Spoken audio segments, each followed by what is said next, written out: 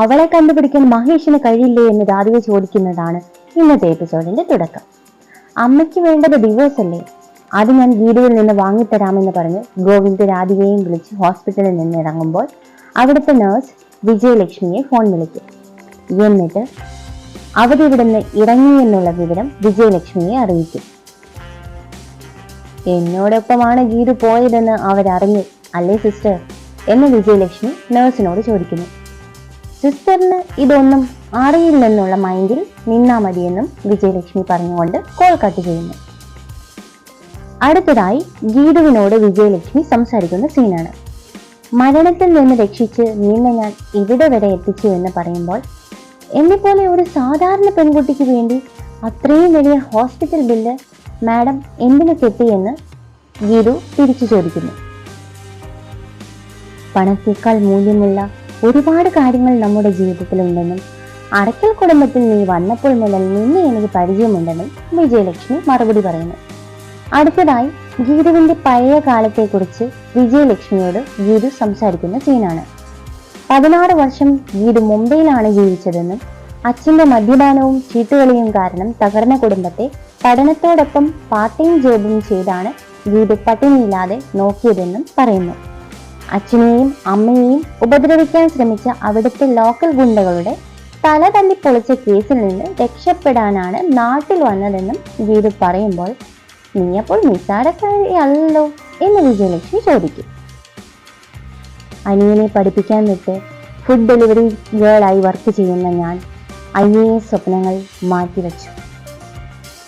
അതിനിടയിൽ ചെറു കുടിലിലെ പെണ്ണ് കൊട്ടാരത്തിലെ റാണിയാകുന്നു. ഇപ്പോഴിതാ എല്ലാം നഷ്ടപ്പെട്ട് പെരുവഴിയിലെന്ന പോലെ നിൽക്കുന്നു. ഇനി എനിക്ക് എന്റെ കാര്യം മാത്രം നോക്കിയാൽ മതിയല്ലോ.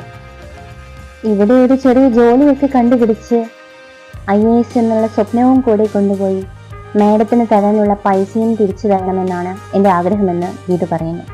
എന്നാൽ ഈ കോൺട്രാക്ട് മാരേജ് വഴി നിന്റെ കുടുംബത്തെ ഗോവിന്ദ് രക്ഷപ്പെടുത്തിയെങ്കിൽ ആ ഗോവിന്ദന്റെ ജീവൻ രക്ഷപ്പെടുത്താൻ നിനക്കും ഉത്തരവാദിത്തമുണ്ട്. ഇവിടെ വെച്ച് നിന്നെയും നാട്ടിൽ വെച്ച് ഗോവിന്ദനെയും ഇല്ലാതാക്കാൻ രാധികയ്ക്ക് കഴിയും. അവനെ ശത്രുക്കൾക്ക് നടുവിലോട്ട് ഇട്ടിട്ട് പോകാനാണോ നിന്റെ പ്ലാൻ എന്ന് വിജയലക്ഷ്മി ചോദിക്കുന്നു. രാധികാമ്മയെ കുറിച്ച് മാഡത്തിന് ഇത്രയധികം എങ്ങനെ അറിയാം? മാഡം ശരിക്കും ആരാ എന്നൊക്കെ ഗീതു ചോദിക്കുന്നുണ്ട്.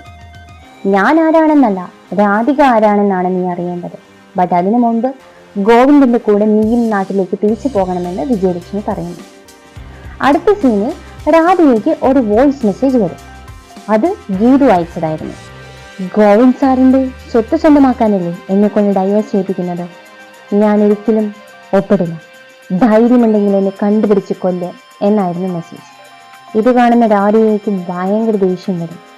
വരനെ വിളിച്ച് ഗീതുവിനെ കൊല്ലാൻ ഏൽപ്പിച്ചതിന് ശേഷം രാധിക നാട്ടിലേക്ക് തിരിക്കും. ഇതെല്ലാം അറിയുന്ന വിജയലക്ഷ്മി ഗോവിന്ദന് വേണ്ടി സ്വയം ചാവേറാകാൻ തയ്യാറാകുന്നതിന്റെ പകുതി റിസ്ക് ഇല്ലല്ലോ അവന്റെ കൂടെ ജീവിച്ച് അവനെ രക്ഷിക്കുന്നതിൽ എന്ന് ഗീതുവിനെ പറഞ്ഞ് മനസ്സിലാക്കാൻ ശ്രമിക്കുകയാണ് വിജയലക്ഷ്മി.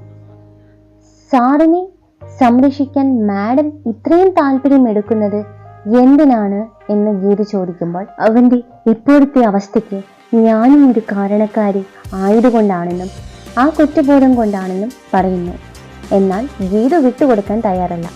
ഗോവിന്ദ് സാറും രാധികാമ്മയും തമ്മിൽ മാഡത്തിന് ശക്തമായ എന്തോ ബന്ധമുണ്ടെന്നും അതെന്താണെന്ന് എന്നോട് പറയാനും ഗീതു ചോദിക്കുന്നു. എന്നാൽ നീ ഇന്റലിജന്റ് ആയ പെൺകുട്ടിയല്ലേ, നീ തന്നെ കണ്ടുപിടിക്കും, ഞാനായി അതിൻ്റെ ഉത്തരം പറഞ്ഞു തരില്ല എന്ന് പറഞ്ഞുകൊണ്ടാണ് ഇന്നത്തെ എപ്പിസോഡ് ഇവിടെ അവസാനിക്കുന്നത്. വിജയലക്ഷ്മി ഗോവിന്ദന്റെ പെറ്റമ്മയാണെന്നാണ് എനിക്ക് തോന്നുന്നത്. നിങ്ങൾക്കോ?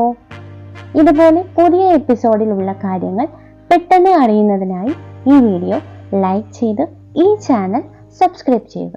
Thank you.